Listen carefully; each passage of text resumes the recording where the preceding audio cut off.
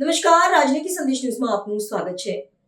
અમરેલીના દુધાળા ગામે કેન્દ્રીય ગૃહમંત્રી અમિત શાહના હસ્તે ગુજરાત ગૌરવ સરોવરનું કરાયું લોકાર્પણ। હરિકૃષ્ણ ગ્રુપ અને ધોળકિયા ફાઉન્ડેશન દ્વારા સરોવરનું નિર્માણ કરાયું। લાઠીના હયાતની હવેલી ખાતે કાર્યક્રમ યોજાયો।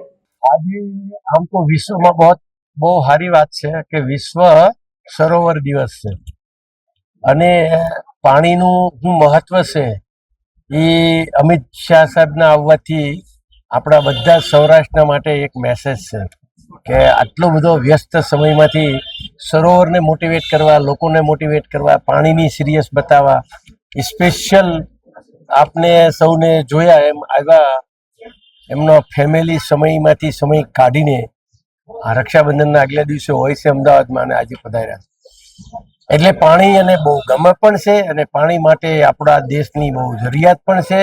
આપણે ગામ ગામમાં અને ઘરે ઘરે ને સીમે સીમનું પાણી સીમમાં કેવી રીતે રોકી શકીએ એ મેસેજ છે। પોતે વ્યક્તિગત ઇન્ટરેસ્ટ લેતા હતા પ્લાન્ટેશનમાં બી કે તમે 500 વર્ષ, 400 વર્ષ, 200 વર્ષ ચાલે એવા પીપળા અને વડના પણ ઝાડ વાવો। આ બધા મેસેજ માટે અને ખાસ આવ્યા હતા અને આપણા સૌના માટે, અમરેલી જિલ્લા માટે, અમારે હેતની હવેલી માટે, ધોળકિયા ફાઉન્ડેશન માટે, ગુજરાત માટે બહુ ગૌરવનો દિવસ છે આજે। ગુજરાત ગૌરવ સરોવર અને આજે સરોવર દિવસ ઉજવવામાં આવે છે વિશ્વમાં, વર્લ્ડ વોટર લેક ડે એમ સરોવર દિવસના દિવસે જ ઓપનિંગ કર્યું। આનાથી મોટી આપણા માટે ઘટના ના હોઈ શકે અને અમે લોકો ખુશ છીએ। જે અમે સપના જોયા હતા 2 વર્ષથી, 2 વર્ષ પહેલા કીધેલું હું એક સરોવરનું ઓપનિંગ કરવા આવીશ। આજનો દિવસ, આજની ઘડી આપણે એમના માટે જ એમને કીધું હતું 5 સરોવર તમને ઉપરથી દેખાય એવું સરોવરનું આપણે લોકેશન બનાવશું અને એનું ઓપનિંગ કર્યું। કેટલા સરોવર આજ દિવસ સુધીમાં બનાવવામાં આવ્યા છે ને હવે આવનારા દિવસોમાં કોઈ જળક્રાંતિ પણ નથી થઈ?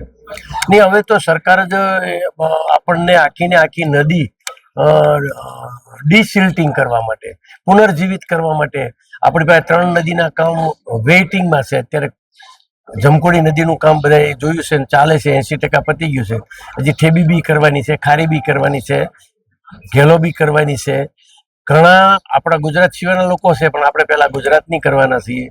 સરકારને પણ રસ છે, આ કામ પણ જોઈને એને પણ આનંદ થયો છે અને બહુ મોટું જળનું કામ થશે।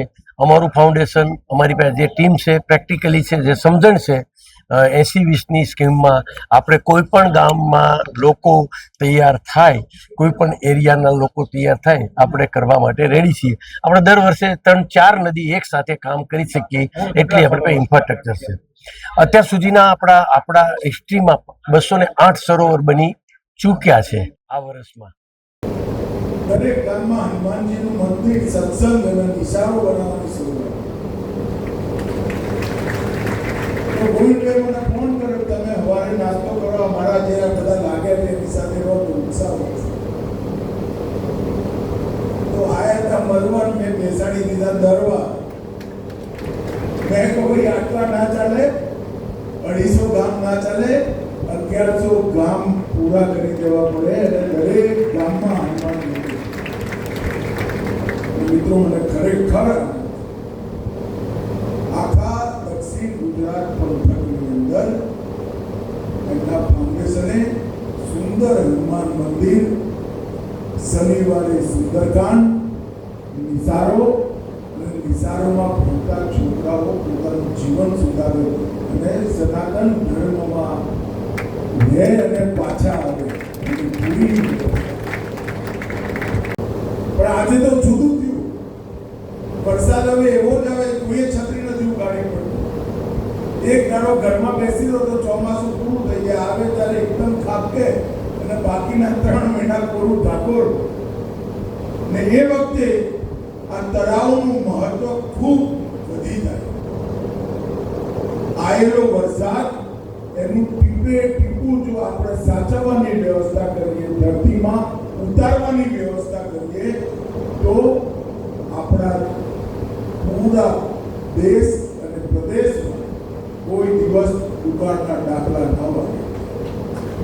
અમે રવિવાર માટે લોકો માટે મૂકીને અહીંયા નાના બાળકો આ વિદેશમાં જેમ દરિયા કિનારે અલગ અલગ વોટર સ્કૂટરની વ્યવસ્થાઓ હોય છે એ લઈ શકે એ સાહેબના સજેશનને સૌજીભાઈ આવકાર્યું અને દર રવિવારે લોકો માટે આ ખુલ્લો મૂકવાનો નિર્ણય કે આજે એમના પરિવાર દ્વારા લેવામાં આવ્યો છે તે બદલ હું એમને ખૂબ ખૂબ આભાર અને અભિનંદન માનું છું. ફરી એકવાર અહીંયા આવેલા ગુજરાતના વિવિધ ગામડાઓના અગ્રણીઓને હું વિનંતી કરું છું, આ જ દિશાએ રાજ્ય સરકારની અનેક સ્કીમના આધારે આપ સૌ લોકો બી આપ પોતપોતાના ગામમાં આ પ્રકારના સરોવરોને પુનર્જીવિત કરવા માટેનું કાર્ય હાથમાં લો અને સૌજીભાઈ જેવા અનેક આપણા અગ્રણીઓ જે આપ સૌ લોકોને આ કામની અંદર માર્ગદર્શન બી આપી શકે છે, તો આપ સૌ લોકો આ કામને આગળ વધારો તેવી હું આપ સૌ લોકોને અપીલ કરું છું. આપ સૌ લોકોનો ફરી એકવાર ખૂબ ખૂબ આભાર.